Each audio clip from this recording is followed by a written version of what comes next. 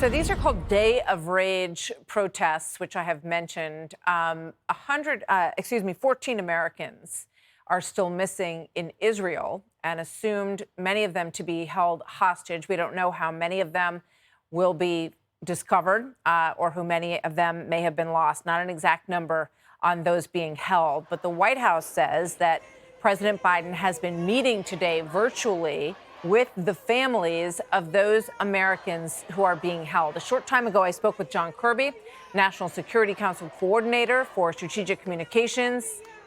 Here's that.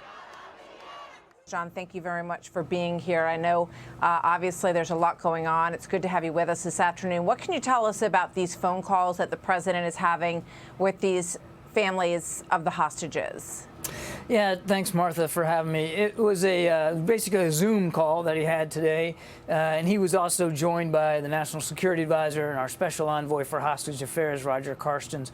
But it was a Zoom call with some of the families of those who are unaccounted for. That was really the population of the families, and they were, as you might imagine, they were scattered all over the place, which is why we did it virtually. And it was a chance for the president to tell them, make sure they heard directly from him that we're doing everything we can to try to get answers. We know they've got questions. We do too. We're really trying to figure out where these folks are and if they're still alive, what condition they're in, how we can help them. So it was a heartwarming moment for the president, and I believe the families appreciated the outreach.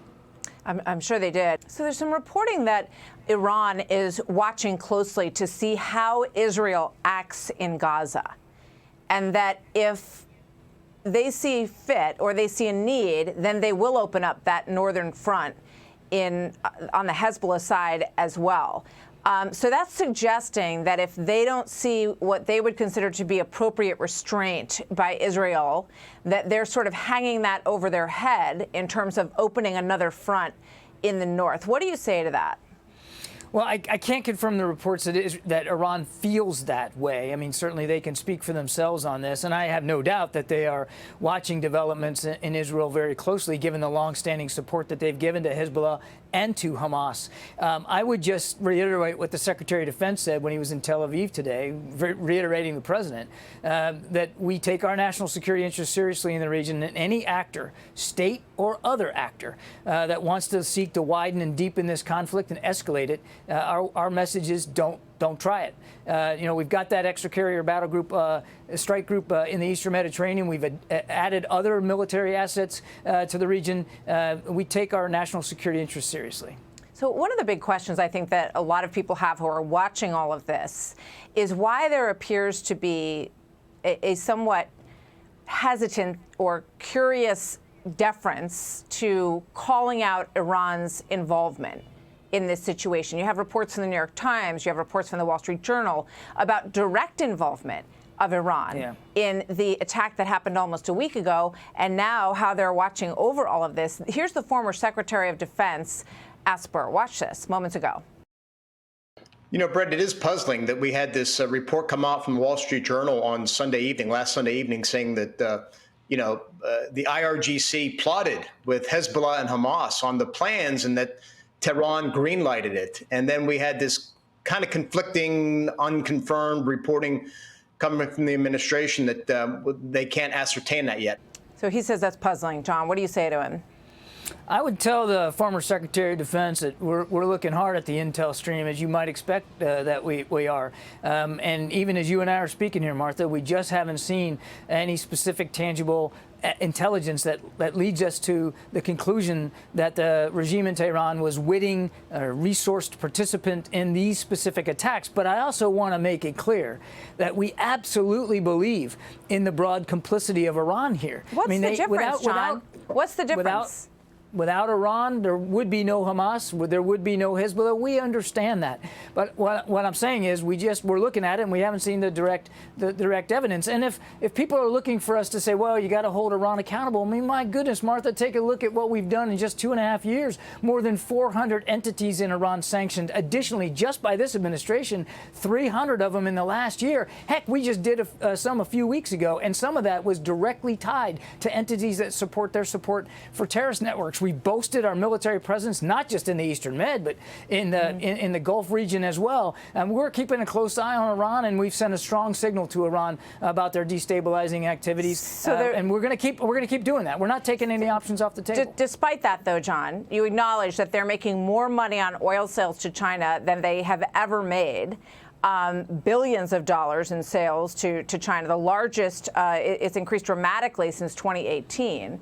And then we have this issue, and I know there's a lot of back and forth over this, of the $6 billion, and why the White House can't just come forward and say that that money is absolutely not available. Not that it hasn't been touched, but that if it were asked or requested, it would be denied.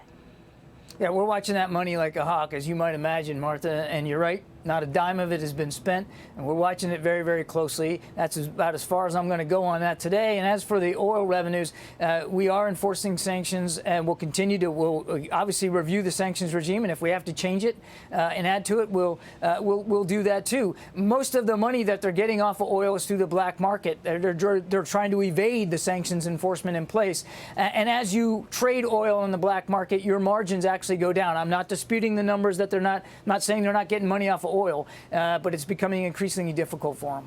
So why not say that they will not be permitted to tap into any of the $6 billion, rather than you're watching it? So that sounds like you could watch them come access some of it.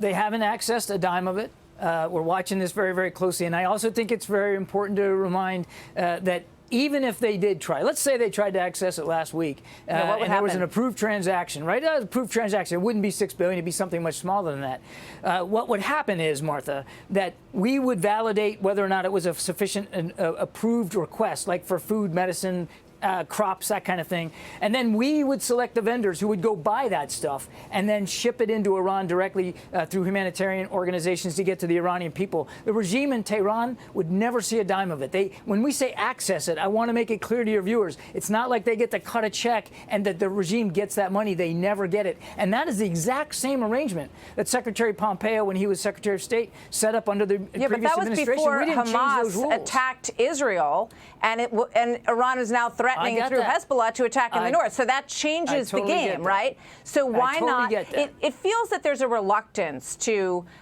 step on the toes of Iran, John, in any way. No, ma'am. No, I'm sorry, Martha. I just don't agree with that. Not at all. So tell me why. Why shouldn't people read this that way?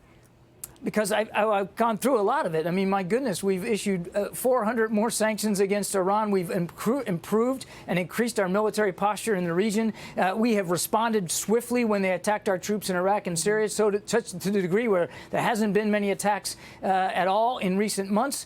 We've got the longest truce ever in Yemen's history in terms of 15 months now of peace and security for the Yemeni people. Believe me, we are watching the Iran account very, very closely. We're not in discussions with them about the Iran deal anymore, since they weren't negotiating in good faith. We are not losing sight of the threat that Iran poses. Okay. Just very quickly before I let you go, I know you have to go. Concerns about safety here at home. You know, all of us have heard from college kids on campuses, very nervous today about what could happen, whether or not a gunman is going to do something crazy and hurt people. We know that there's 151 on the terror watch list who are now somewhere in this country. And Fran Townsend, former Homeland Security advisor to President Bush, said she finds what has happened at the border with regard to these missing individuals terrifying. How would you characterize it, and what would your message to those college students be today? Well, you and I have talked about this many, many times, so I won't reiterate it all again. I mean, obviously, we take our domestic security concerns very, very seriously. And you saw days ago, the president announced that federal law enforcement and the intelligence community was going to continue to work closely with state and local authorities, knowing that there could be spillover violence from what's going on between Hamas and Israel, both to the Jewish and the Muslim community here in the United States. And we're watching this closely. We don't know, and this is a really important point to make, we're not aware of any specific credible threats to any Americans right now as a result of what's going on between Israel and Hamas. But we're not sitting on that. We're not taking it for granted. We're working very, very hard to see if we can identify any threats and be able to disrupt them, whether you're in the Jewish community, the Muslim community, or not. No matter who you are, you should be able to live and work and recreate in peace and security, and we're absolutely committed to that. We are definitely eyes on here, and we're going to watch it very, very, very close. All right, John Kirby, I appreciate your time as always. Thank you very much for being here today. Yes, ma'am. Hey everyone, I'm Emily Campagno. Catch me and my co-hosts Harris Faulkner and Kaylee McEnany on Outnumbered every weekday at 12 p.m. Eastern, or set your DVR. Also, don't forget to subscribe to the Fox News YouTube page for daily highlights.